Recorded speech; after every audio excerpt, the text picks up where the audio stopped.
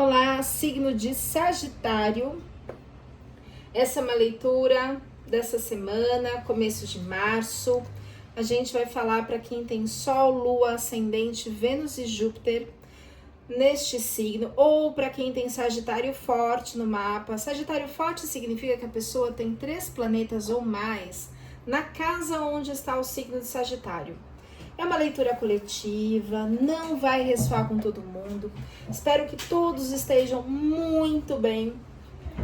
A gente começa com a leitura astrológica, depois eu vou fazer uma leitura para diversas áreas da vida. Mas no geral, mesmo tratando-se de casas diferentes, o tarô sempre mostra um tema central nas leituras que eu tenho feito.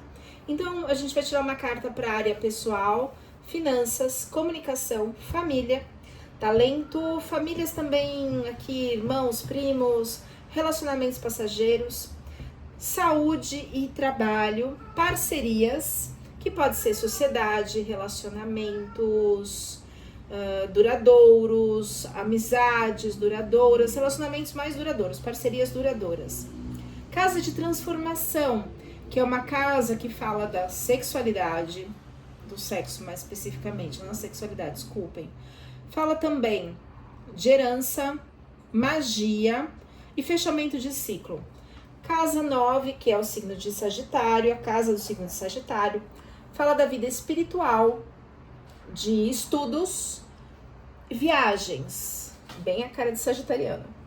Casa 10 fala de carreira, de como somos lembrados na vida, dos nossos feitos, do nosso propósito. Casa 11 fala de projetos futuros e também de relacionamentos sociais, a sociedade, mídias sociais também, internet. Casa 12 fala do inconsciente, inimigos ocultos, vida intrauterina, ancestrais, personalidades múltiplas, infância ferida, gestação, parto, enfim. Vamos lá, vamos começar então. Se você está chegando agora no meu canal, se você ainda não é inscrito, esse barulhinho no fundo é meu gato.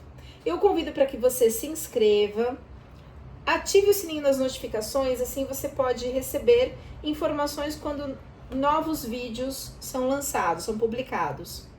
Peço também que curta, comente e compartilhe, porque assim o YouTube entende que esse vídeo é relevante e pode mostrar esse vídeo para outras pessoas.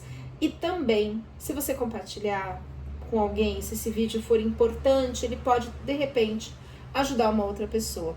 Vamos lá, sagitarianos? Energia do momento, energia astrológica do momento, energia do feminino, casa 8 e equilíbrio no signo de Libra. Interferindo não, como se diz? Gerenciando aqui, comandando a energia de Sagitário no momento. Então a gente está falando de um feminino, a gente pode estar falando de dores. A casa 8 é uma casa de herança, é uma casa de sexo, saiu casa 8, casa de fechamento de ciclo, de transformações.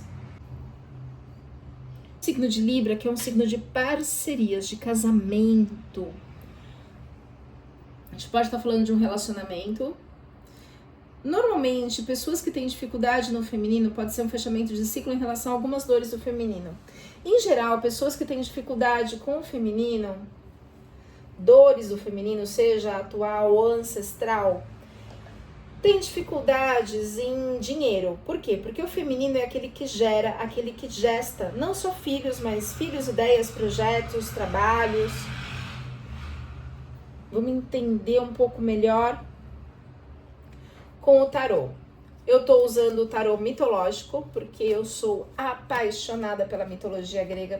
E eu acho que os mitos trazem uns insights. Através dos mitos a gente consegue entender melhor o simbolismo do tarô, que na verdade o tarô é um símbolo do nosso inconsciente. Então vamos lá, como dizia Jung, o pai da psicologia analítica. Então o tarô é puro trabalho de arquétipos, então estamos trabalhando com arquétipos. Fundo do deck a gente tem o 4 de copas. O 4 de copas é uma carta de reflexão. Aqui a gente tem a Psique, que se casou com Eros. A Psique mental, aqui no buquê dela, ela tem aquelas flores brancas que são os narcisos. Quando o Narciso foi até o lago, viu a sua imagem refletida no lago, se emocionou com tanta beleza, e onde as suas lágrimas caíram, nasceram essas flores, que são os narcisos. Ela carrega, então, esse buquê de narciso, que é um olhar para si mesma. Então, ela, depois do casamento, ela tá lá conversando, que na mitologia são as irmãs, mas na verdade são as vozes da cabeça dela. Então ela tá lá, será que eu devo me separar? Ele não é como eu pensava. Então a gente pode estar falando de relacionamento, a gente tá falando de signo de Libra, a gente tá falando do feminino, casa 8, que é uma casa de sexo. Então ela tá lá refletindo sobre o casamento dela. O fundo do deck é uma carta que sempre resume a leitura. Então eu vou deixar aqui e a gente volta a falar do fundo do deck mais tarde, porque ele vai trazer o resumo da leitura.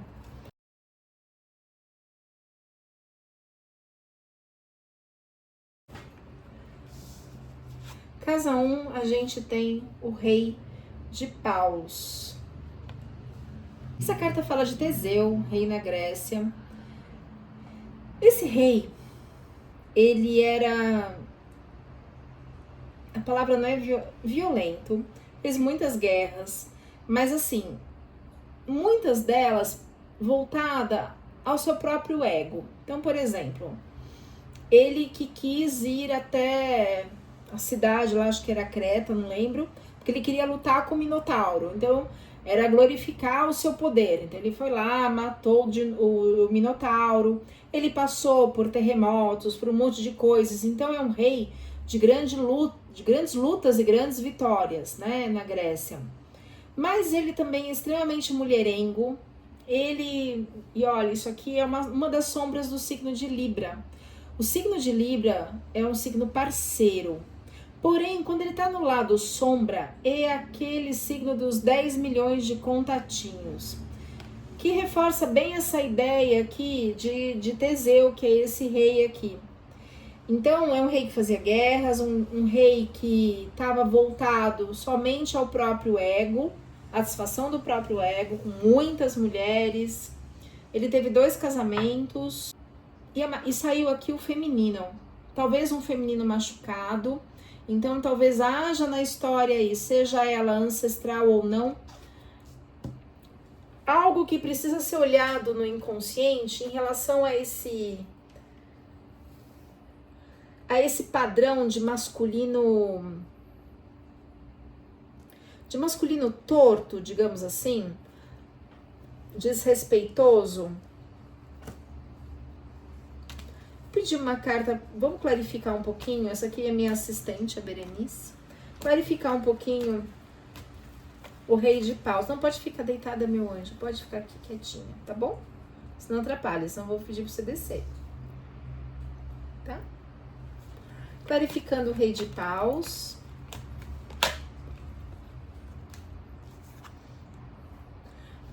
A carta do navio, que é uma carta de mudança, uma carta de movimento. Esse rei, ele realmente fez muitos movimentos, né? Ele foi lá, deixa eu ir lá verificar o grande poder que eu sou. Então ele foi lá e destruiu o Minotauro, passou por terremotos, por enchentes, por guerras. Então ele é um rei muito forte.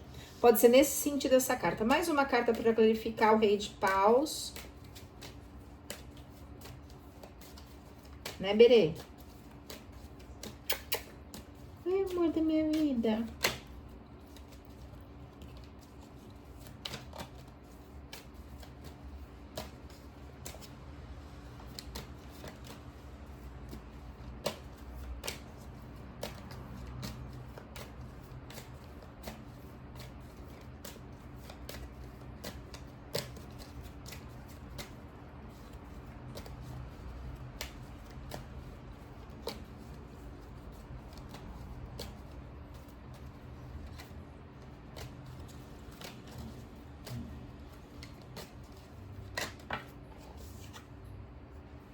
a criança. Provavelmente ele tem uma criança ferida, porque para precisar se mostrar como heterotop, né, o super poderoso, provavelmente há uma criança ferida aí dentro. Então vamos entender um pouquinho, porque a casa 1 é uma casa de infância. Então pode haver aí uma criança machucada nessa situação, que tornou um ser humano com algumas características de precisar provar para todo mundo o seu valor, a sua força, o seu poder.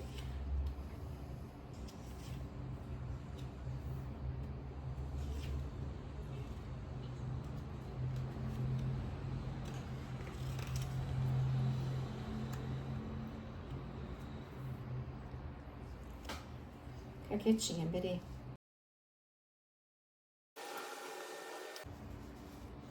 Na casa 2, a gente tem o julgamento. O julgamento mostra uma coluna escura, uma coluna clara, Mercúrio com a roupa branca e roupa vermelha. Isso indica um lado espiritual e um lado meio malandro, ligado à matéria. O office boy do Olimpo, que eu chamo o Mercúrio, Deus Mercúrio, ele é um deus que leva as comunicações entre os deuses, mas ele também brinca com os deuses, né? E aqui ele tá preso, entre aspas, né, modo de dizer, em padrões antigos e ancestrais. Tanto é que tem os mortos aqui. Ele tá preso em padrões ancestrais, por isso ele não consegue subir as escadas e ir para um novo caminho.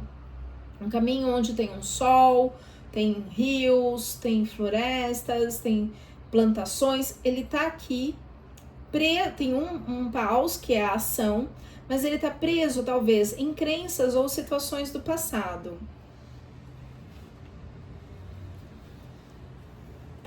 Uma carta para clarificar o julgamento. É uma carta que traz mudança.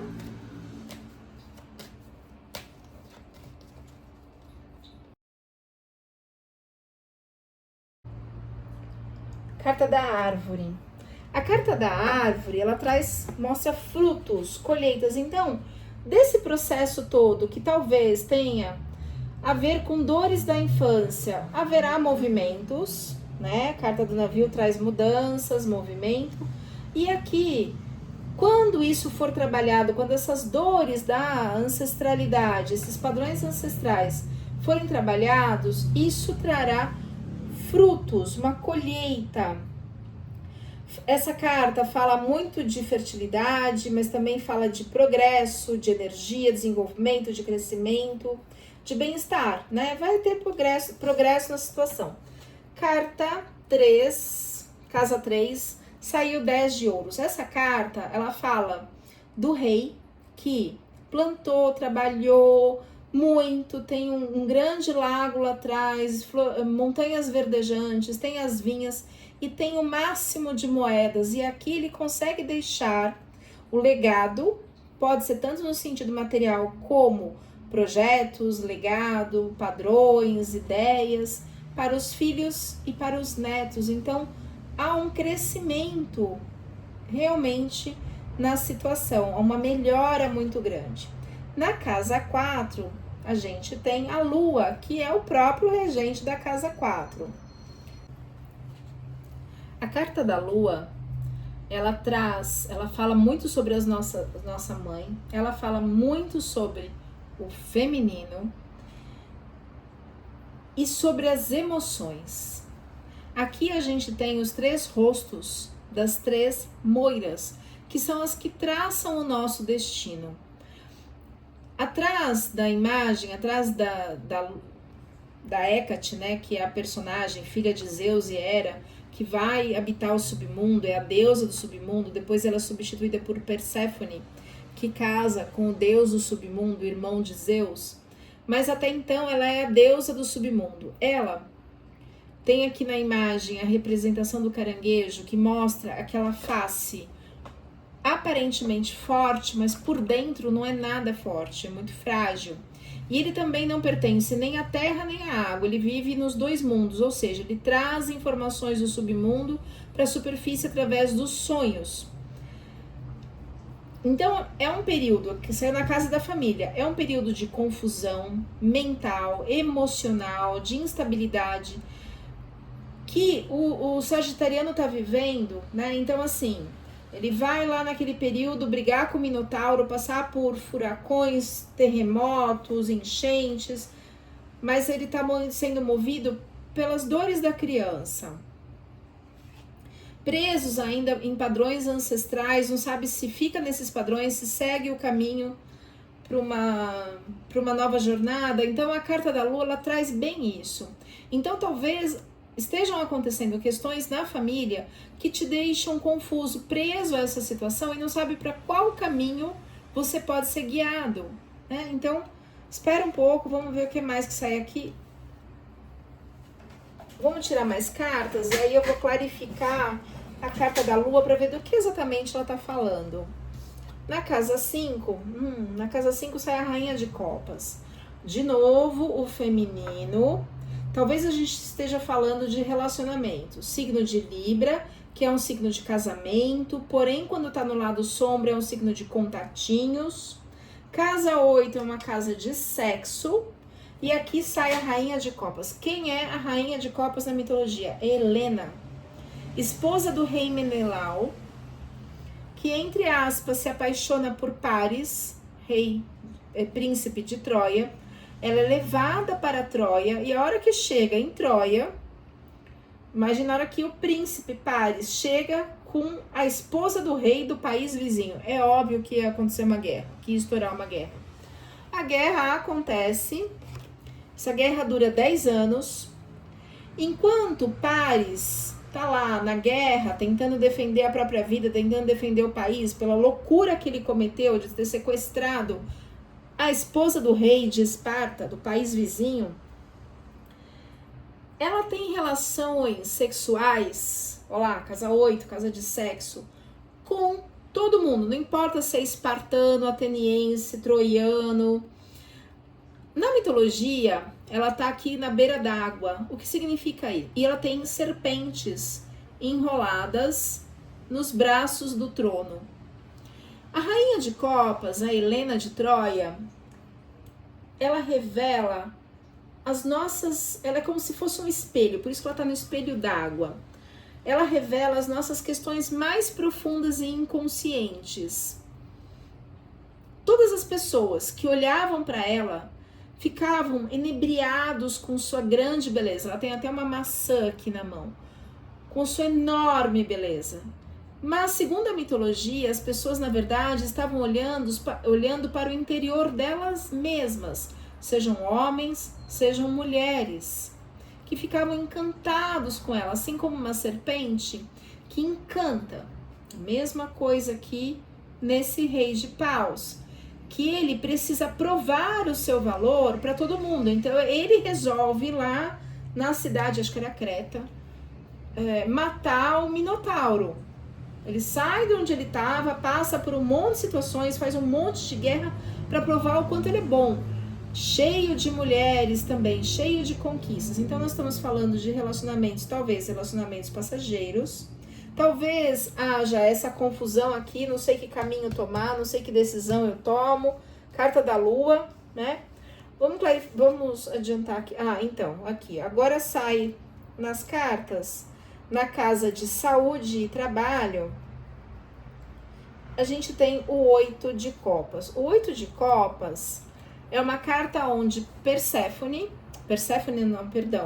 Psique, após o casamento com Eros, que é o Cupido, ela tem que descer ao submundo. Como assim descer ao submundo?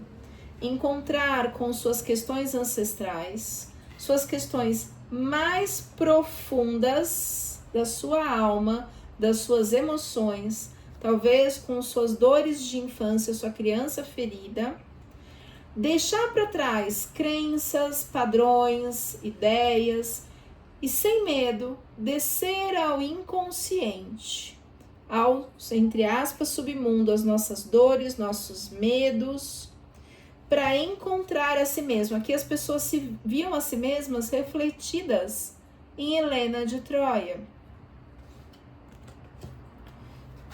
Eu gosto da leitura, assim, porque ela vai fechando, uma coisa vai costurando com a outra. Eu acho incrível. Nossa, só porque eu falei. Arcano da força. A gente tem aqui a luta com o leão. O que significa o leão na mitologia? O leão, na verdade, não é um animal externo, não é algo... Nossa, olha, eu olhei agora pro fundo do deck, onde Psique tá lá conversando com as vozes da cabeça, decidindo o que ela vai fazer. Aqui, ele tá matando o leão. O que é esse leão? São os próprios sentimentos, as próprias vaidade, dores, arrogância, angústias. Então ele tá lá dentro da caverna. O que é a caverna? É o inconsciente. Então aqui a psique desceu ao inconsciente, deixou para trás orgulho, algumas questões para que possa mergulhar no inconsciente, acessar as suas dores, transformar as suas dores para depois sair da caverna para um lugar luminoso. Então essa confusão que tá aqui, sejam das suas questões emocionais. Sagitariano, se precisar de ajuda para... Nossa, olha a carta que saiu agora, Hierofante. Outro arcano maior. Se precisar de ajuda para trabalhar essas questões, eu sou consteladora há mais de 18 anos. Trabalho com constelação meditativa, constelação de mapa astral, constelação de tarô, constelação na água. Trabalho com a neurociência de trauma para trabalhar as questões que ficaram armazenadas no nosso corpo, como resíduos de cortisol, de adrenalina, enfim. Bom, agora a gente tem aqui o Hierofante. O Hierofante, ele fecha muito bem com a carta do julgamento. O Hierofante é Quiron, é o curador ferido. É aquele padrão que vai se repetindo em todas as gerações. Padrões de dor, padrões de abuso. Ah, todo mundo na família tem o dedo podre, ou todo mundo na família não casa, ou as mulheres não sei o quê, ou tem um padrão de falência, ou tem um padrão de... Enfim, são os padrões repetitivos. Ao mesmo tempo, o Hierofante, que é Quiron, ele é um grande sábio. E assim, Sagitário é muito sábio. A gente tá falando, não é um signo de ar, né? O signo mais, assim, em relação a pensamento é Aquário, dentre os signos de ar, mas Sagitário é um signo de estudos, de viagens, é um signo que tem muito conhecimento. E ele é o sacerdote, ele tem muito conhecimento. Quiron é o curador, é o médico, é o que cura todo mundo. E ele tem na mão, esse papiro aqui, são as leis divinas. Então ele tem muito conhecimento. Só que ele tá lá dentro da caverna, de novo, dentro da caverna. De novo, descendo para o submundo. De novo, encontrando as suas dores, né? Perdi aqui. E ele tá trabalhando esses padrões, trabalhando essas dores. É uma carta que caiu numa casa de transformação. O curador, Quiron,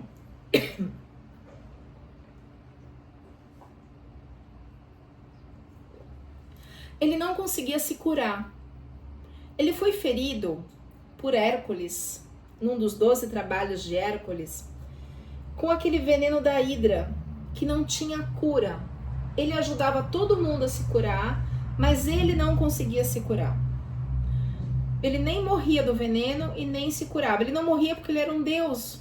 Quando ele conseguiu curar a todas as pessoas, conforme ele curava as outras pessoas, ele foi se curando. E quando ele conseguiu curar todo mundo, ele se curou e se transformou na constelação do Centauro. Ou seja, quando ele foi curando o padrão de outras pessoas, um padrão repetitivo, ele é a ferida de alma. Ele traz luz à situação. É uma carta que fala de herança também, então se ressoar para alguém alguma questão de herança, tá aí numa casa de transformação. Então existem talvez aí padrões ancestrais de diversas gerações que têm sido trabalhados, que precisam ser trabalhados para trazer transformação. Aqui fala de briga, olha lá. Pode ser e na casa espiritual, pode ser uma briga interna, uma briga espiritual, pode ser uma briga familiar.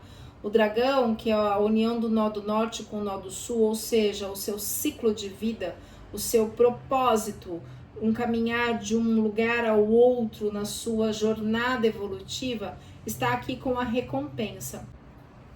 Casa 10. Nossa, só sai arcano maior. Na casa 10 a gente tem, na casa da carreira, a gente tem a morte. A morte, ela não é ruim, não. Ela só é um período de transformação. Mostra a morte de uma situação. Então, talvez dessa situação, né? De uma situação que você tá lá mergulhado nas suas dores e que você tá trabalhando. Então é a morte dessa situação. Então tá vendo aqui, ó, o terreno totalmente pedregoso, tem um rio que separa esse mundo difícil. Então aqui, ó, estão até oferecendo narciso, que é essa flor, entre aspas, da arrogância, né? Nossa, como eu sou bonito, como eu sou isso. E aí, quando você passa por... é um período de luto. Então, quando a gente se transforma, quando a gente muda, existe um período de luto, de como a gente era no que a gente se transforma. Nesse período de luto, que pode demorar uma semana, um dia, um mês, enfim, estou à disposição para ajudar, vem uma colheita, vem uma terra iluminada, é uma carta de transformação, sagitariano. Projetos futuros, nossa, como a gente tem a temperança. A temperança indica que para projetos futuros, para que venham projetos futuros, ideias novas, coisas novas, é necessário, tá vendo o arco-íris? Circular os pensamentos, os sentimentos, modificar. Ela tá até jogando a água, que é a emoção, ó, aqui, ó, emoção, que eu não sei o que eu faço. Ela tá até jogando a água de uma copa para outra, de um jarro para o outro. Então ela tá movimentando essas emoções. A temperança pede isso, ela pede a mudança desse. Então aqui a gente tá falando de morte, renascimento, transformação.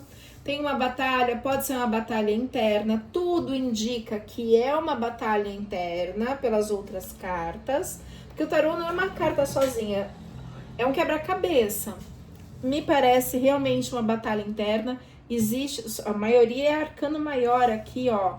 Arcano maior do julgamento, arcano maior da lua, arcano maior da força, arcano maior do hierofante, arcano maior da morte, arcano maior da temperança.